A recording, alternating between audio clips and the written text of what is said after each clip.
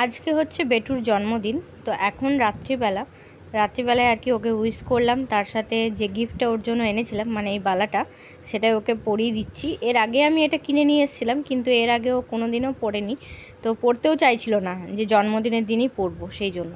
তো যাই হোক, এখন বাজছে রাত 12টা। তো ওকে এখন উইশ করলাম, আর তার সাথে ওর গিফটটাও ওকে পরিয়ে দিলাম।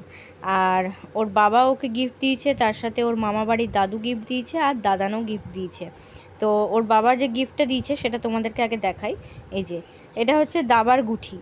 তো এগুলো হচ্ছে একদম সলিড, যে প্লাস্টিকের যে শক্তপোক্ত গুটি হয়। আর কত বড় বড় সাইজগুলো দেখো, অনেকটাই বড়। তো সেগুলো ওর বাবা ওকে গিফট দিয়েছে।